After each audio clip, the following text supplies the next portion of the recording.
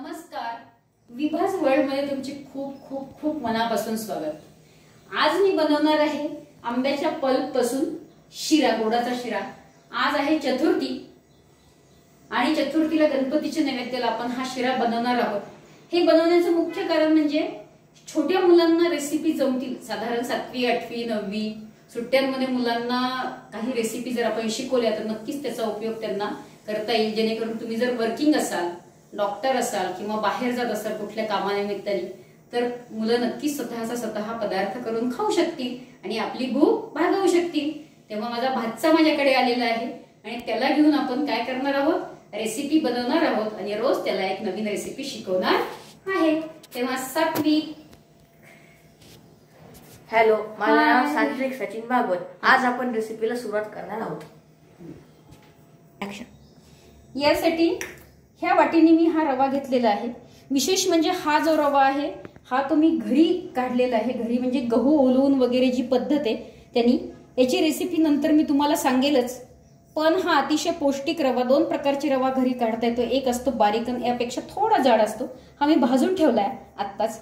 आणि अर्धी वाटी साखर घेतलेली आहे। 1 वाटीला 1 वाटी साखर लागते, परंतु आंब्याचा पल्प, आंबा देखील खूप गोड असल्यामुळे आपण ही अर्धी वाटी घेणार आहोत।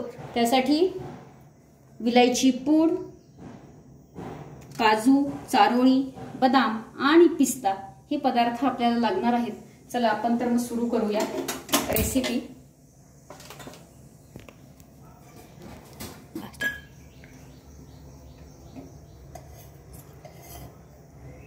साधारण 2 चमचे आपण तूप टाकूया सात्विक। ओके। हा रवा थोडासा गरम करून घ्यायचा। आत्ताच भाजलेला आहे मी। ओके।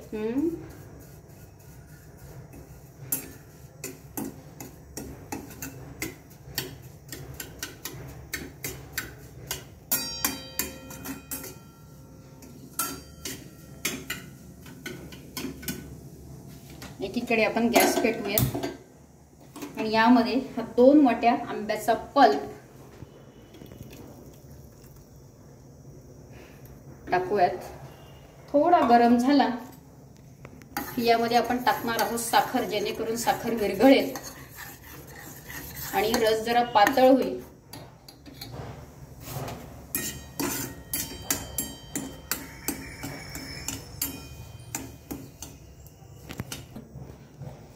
थोडा गरम झाल्यावर याच्यामध्ये आपण टाकणार आहोत अर्धी वाटी साखर। साखर थोडी जाड असल्यामुळे मी अर्धी वाटीच घेतलेली आहे, जेणेकरून शिरा खूप गोड होणार नाही। सात्विक, समजतीये रेसिपी? हो, समजतीये। करून बघायची आहे। हो। आणि ही गाईज, ही रेसिपी खूपच सिंपल असल्यामुळे ही रेसिपी आपण कधी पण करू शकतो आणि या रेसिपीचा स्वाद सुद्धा घेऊ शकता। साखर चांगली विरघळू द्यायची आहे।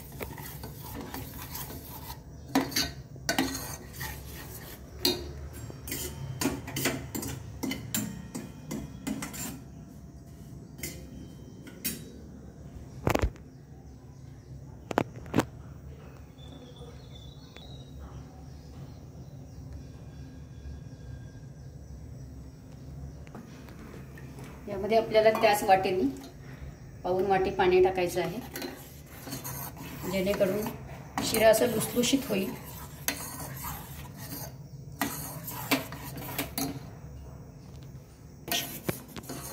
हा आंब्याचा पल्प पातळ झालेला आहे।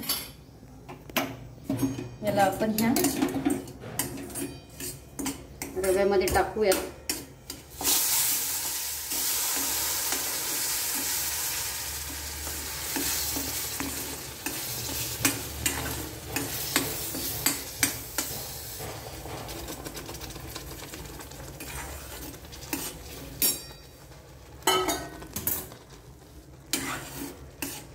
वाव, काय सुंदर दिसतोय कलर। हो, खूप छान। सात्विक, रेसिपी समजली? हो, समजली। तू आरामात करू शकतो। हो,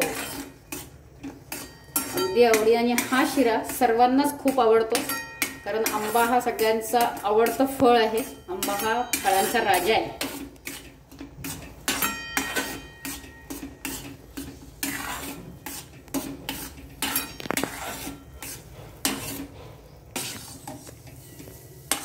रवा छान फुलतोय। आंब्याच्या पल्पमध्ये. तेव्हा आता आपण याच्यात टाकूयात थोडी विलायची पावडर, काजू, थोडी चारोळी, थोडी पिस्ता आणि बदाम.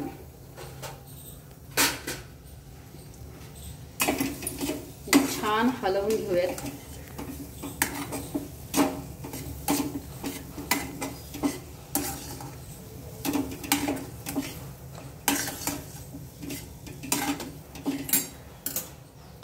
आणि याच्यावरून छान तूप सोडूयात. वाव.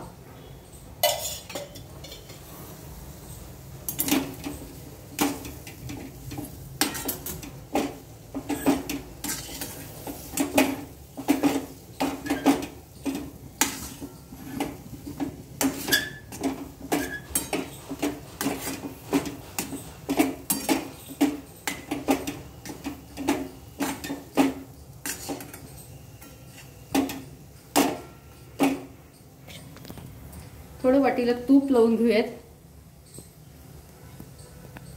आणि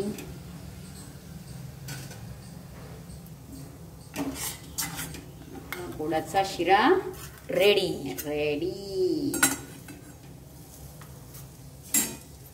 गाईस, ही रेसिपी खूपच सिंपल आहे आणि ही रेसिपी आपण केव्हा पण करू शकतो. तर प्लीज या रेसिपीचा सगळ्यांनी आस्वाद घ्यावा. आणि थोडंसं आपण याला डेकोरेशन करणार आहोत. गोडाचा शिरा तयार.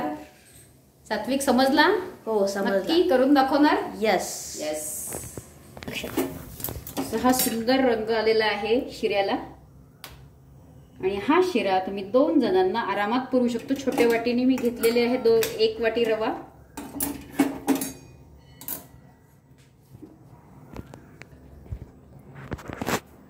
तर हाय गाईज, आपली उद्याची रेसिपी आहे की एक तडका मॅगी. तडका मॅगी म्हणजे प्रॉपर ती पंजाबी स्टाईल मॅगी आहे आणि ती आम्ही तुम्हाला उद्या सांगणार आहोत. तर थँक्यू.